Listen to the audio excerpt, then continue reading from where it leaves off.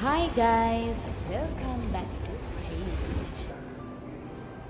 අද අපි යන්නේ ලොකු අත්දැකීමක් ලබා ගන්නට. ශ්‍රී ලංකාවේ විශාලතම සංස්කෘතික උත්සවය වන මහනුවර දළදා පෙරහැරේ අවසාන පෙරහැර බලන්න.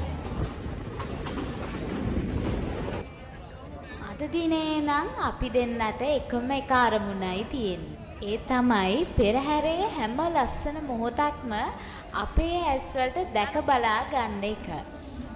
ඔයාලා දන්නවද මේ වසරේ පෙරහැරට අලි 90කට වැඩි සංඛ්‍යාවක් වගේම නර්තන කණ්ඩායම් 50කට වැඩි සංඛ්‍යාවක් මේ පෙරහැරට එකතු වෙනවා. එහෙනම් යමු. අද දිනේ එක්ස්පීරියන්ස් එක එකට අත්විඳින්න.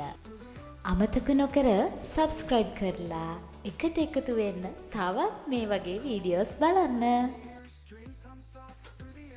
ඉතින් අපි මේ ගමන පටන් ගන්නකොට උදේ 6ට විතර ඇති. ඉතින් අපි හැමදේම සූදානම් කරලා යන්න පටන් ගත්තා අපේ ගමන. අපි එනකොට රෑ වෙයි කියලා දන්නේ හින්දා ලයිට් එකකුත් දාලා තමයි ගියේ. අද පොය දවසක්. ඉතින් ගොඩාක් අය නිවාඩු ඒකින්ද කට්ටිය අඩුයි පාරේ. ඉතින් විශේෂම දේ තමයි අපි මැරි කරලා ටිකක් දුර යන පළවෙනි වතාව මේ. ඉතින් හරි ආසාවෙන් මේ එක්ස්පීරියන්ස් එක ගන්න බලාගෙන තමයි දෙන්නත් එක්ක උදෙන්ම නැගිටින්නේ. මම පෞද්ගලිකව හරි ආසයි මේ වගේ දෙපැත්තේ ගස් කොළන් පිරුණු පාරවල් වල ඇවිදින්න. ඒකේ අමුතු වයිබ් එකක් තියෙනවා. ඔයගොල්ලන්ට එහෙම නැද්ද? යටින් කමෙන්ට් කරගෙන යන්න. අම්මේ මෙයාගේ සතුට.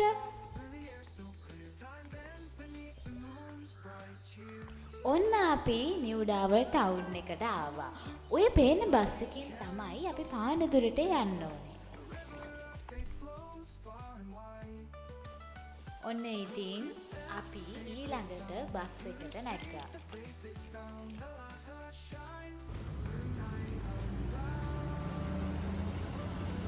එහෙම ගමන් යනකොට උදේ පාන්දර හරි අමුතු වයිබ් එකක් තියෙනවා නේද? ඔන්න ඉතින් අපි පානදුරට ආවා. දැන් ස්ටේෂන් එකට තමයි යන්න ඕනේ. ස්ටේෂන් එකට යන්න තියෙන්නේ පානදුර පොළ පාරේ. බලන්නකෝ මේ පාරේ ලස්සන. ඔන්න ඕක තමයි පොළ පාර. ඔය දැන් නම් කවුරුත් නැහැ. මම මෙහෙම කලින් දැකලම නෑ මෙතන. හරිම ලස්සනයි. ඒ ඉරව්වත් එක්ක අමුතුම ලස්සනක් පේන. හරියට ඉන්දියාවේ ටැමිල් ෆිල්ම්ස් වල තියනවා වගේ අමුතු ලස්සනක් එතන තියෙනවා. කෙනෙක් කියන්න පුළුවන් මෙතන අපිරිසුදුයි කියලා. ඒත් ඔයා ඒ වෙලාවේ හිටියා නම් අනිවාර්යෙන් ඔයත් මට එකඟ වෙයි. ඔන්න අපි ස්ටේෂන් එකට ආවා එහෙනම්. ස්ටේෂන් එකෙන් දැන් බලන්න ඕනේ කොටුවට යන ඊළඟ කෝච්චිය කීයට තියෙන්නේ කියලා. අපේ ටාගට් එක තමයි 9 වෙනකොට පිටකොටුවේ ඉන්න ඕනේ.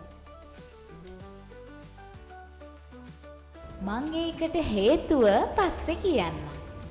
වෙලාවට අපිට 7යි ගානේ කෝච්චියෙන් කොටුවට යන්න පුළුවන් 9 වෙන්න කලින්. මේ තියෙන්නේ පානදුර ස්ටේෂන් එක. සෙනඟ ගොඩාක් අඩුයි උදේ ඉඳලා. නිවාඩු දවසක් නේ.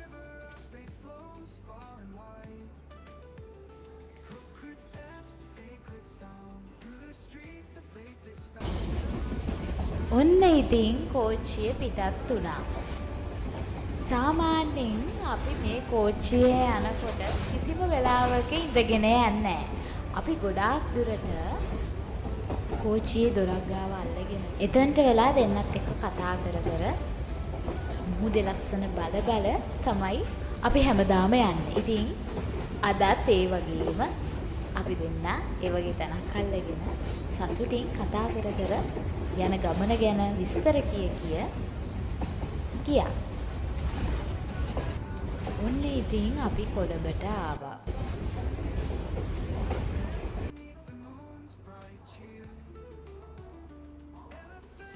අපිට යන්න තිබ්බේ 10 වෙනි වේදිකාවට. ඉතින් මං කිව්වනේ 9 වෙන්න කලින් කොහොම හරි එන්න ඕනේ කියලා. ඒකට හේතුවක් තියෙනවා. මොකද්ද කියලා පල්ලෙහාට ගිහින් බලමු.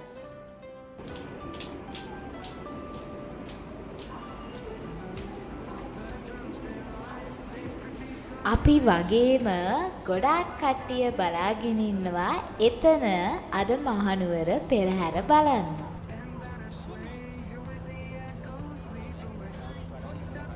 ඒ තමයි ටියාරා වෙතින් කෙරෙන රසහර යාත්‍රා වැඩසටහන.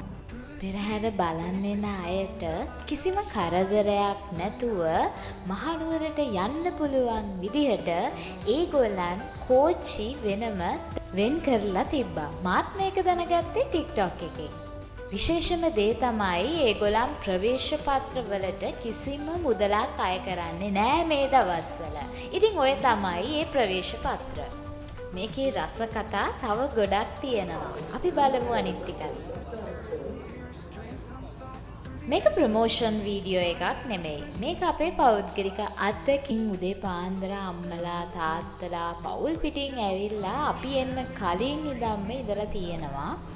අපි ආවට පස්සේ ගොඩාක් කට්ටිය එතන හිටියා. විශේෂම දේ තමයි මේ කෝච්චිය ඇතුලේ කෙනෙක් අසනීපයක් හැදුනොත් වෛද්‍ය පහසුකම්, සනීප ආරක්ෂක පහසුකම්, ආහාර පාන මේ සියලු දේම සැපයුවේ ඒගොල්ලන් විසින්. ඉතින් අපිව ගන්න ලස්සන කෝච්චියක් ආවා.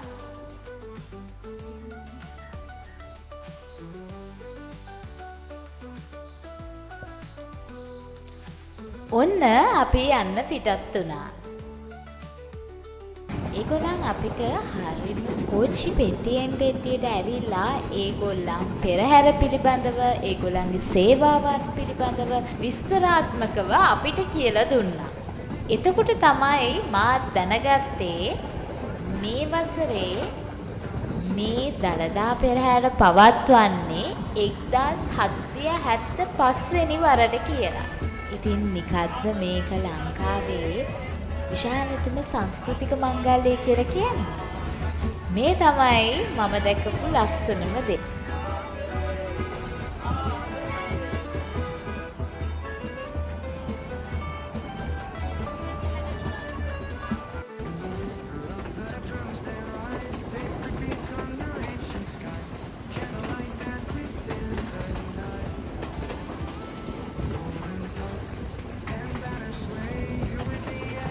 අපි දැන් මහනුවරට ළඟයි.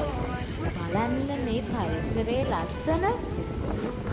අපි දැන් මේ ගමන පටන් ගන්නකොට ලස්සන මුහුදු තීරයක් පහු කරගෙන ආවේ.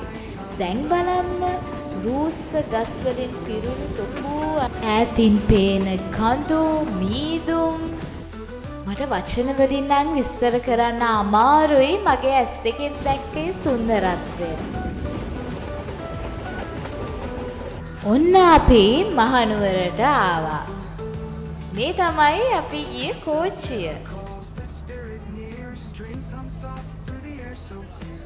ඔන්න අපි මහනුවර දුම්රිය ස්ථානයේ ඉස්සරහා තමයි දැන් ඉන්නේ. ඉතින් මහනුවර දුම්රිය ස්ථානයේ එන්ට්‍රන්ස් එක ගාව සමහන් දන්සලක් තිබ්බා. අපි ඒකත් වැඳලා අපේ ගමන පටන් ගත්තා. බලන්න මෙතන අඳුරනවාද කියලා. මේ තමයි බෝගම්බර බන්ධනාගාරය. ඒ වගේම ශ්‍රී ලංකාවේ දෙවන විශාලතම බන්ධනාගාරයක් මේකයි. සිරකරුවන් 524 දෙනෙක්ට මරණ දඬුවම ලබා දීලා තියෙනවා මේ බන්ධනාගාරය. මේ බන්ධනාගාරය හරියටම මහනුවර නගරයේ මැද තමයි පිහිටලා තියෙන්නේ. 2019 දී රජය විසින් බන්ධනාගාරය සංස්කෘතික සංචාරක උද්‍යානයක් කරලා තියෙනවා. ඊට පස්සේ අපි ගියේ මහනුවර දළදා මාලිගාවට. අපි දළදා මාලිගාව වැඳලා නාථ දේවාලයට ගියා. අද නාථ දේවාලය වෙනදට වඩා නම් ගොඩාක් ලස්සනයි. බලන්නකෝ ඇයි කියලා. මෙන්න මෙයාලා නිසා. බලන හැම තැනම මෙයාලගෙන් පිරීලා. ඉතින් ඇත්තු කිව්වහම අපිට දළදා මාලිගාවේ සදහතුක කරඬුන් වහන්සේ ගෙනියන්නේ වෙනදට නම් නැදුම්ගමුවේ රාජා. නමුත් ඒ සද්දන්තයා දැන් නැති වෙලා අවුරුදු ගාණක් වෙනවා. ඉතින් එයාගේ මතක නම් අමතක කරන්න අමාරුයි අපිට තාමත්. ඉතින් මෙතනත් ඒ වගේ සද්දන්තයෝ ගොඩාක් ඉන්නවා. මං කලින් කිව්වා වගේ අලි 90කට වැඩි පිරිසක් මේ පාර මහනුවර ඇසළ පෙරහැරට එකතු වෙනවා.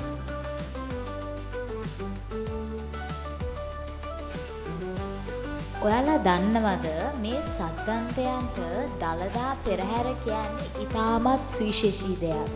ඒගොල්ලන්ට ඒ පිළිබඳව හොඳට දැනෙනවා.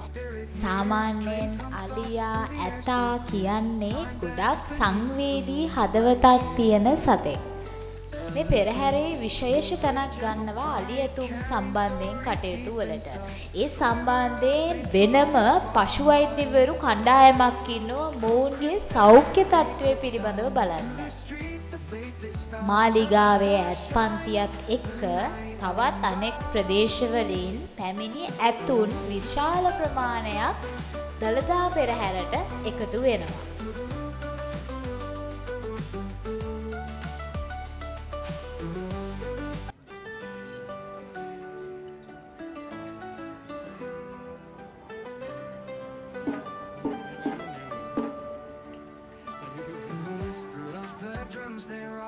Sacred beats under ancient skies, candlelight dances in the night. Golden tusks and banners sway, here with the echoes lead the way. Footsteps fall like whispers in the clay. Sacred steps, sacred sound. ඉතින් දැන් හවස් වෙලා දැන් අපි ඉන්නේ විෂ්ණු දේවාලය ගාව. විෂ්ණු දේවාලයේ දේවාභරණ ගෙනියන ඇතාට කරඬුව තියන්න තමයි දැන් සූදානම් වෙන්නේ.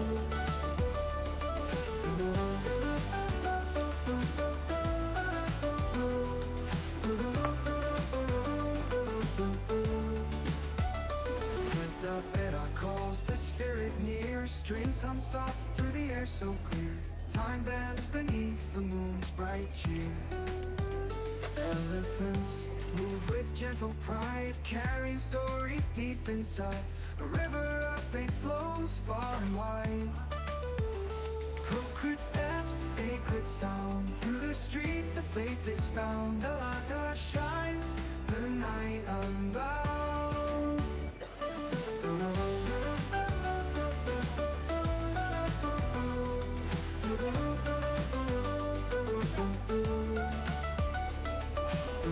මේ වෙනකොට ප්‍රධාන පෙරහැර මාලිගාවෙන් පිටතට ඇවිල්ලා ඉවරයි.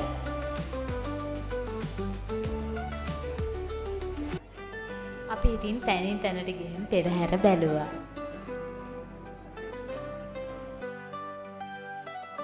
අපි මේ යන්නේ මාලිගාව ඉදිරි පිටට. එතන ඉඳන් පෙරහැර බලන්න. ඉතින් මේ පෙරහැර තුල ලස්සන නර්තනාංග ගොඩක් දැක ගන්න පුළුවන් වුණා. ශ්‍රී ලංකාව කියන්නේ සංස්කෘතික විවිධත්වයක් තියෙන රටක්. ඉතින් ඒ සංස්කෘතික විවිධත්වය මේ පෙරහැරේ අංග තුලින් දැක ගන්න පුළුවන්.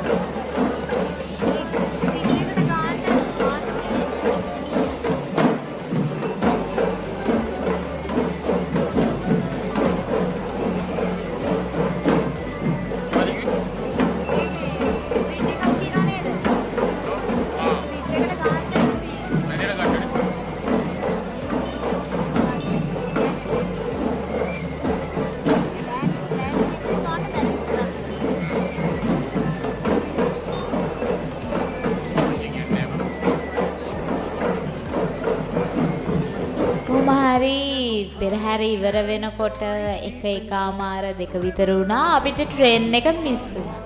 අපි ඊට පස්සේ කරේ මහනුවර බස් ස්ටෑන්ඩ් එකට ගිහින් පානදුර මහනුවර බස් එක අරන් ගෙදර ආවා.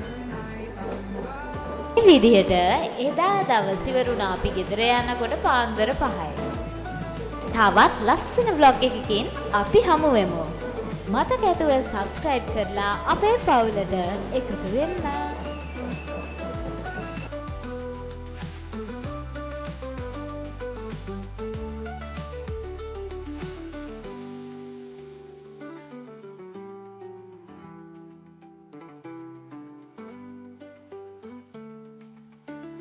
Get the better calls the spirit near. Strings hum soft through the air so clear. Time bends beneath the moon's bright cheer.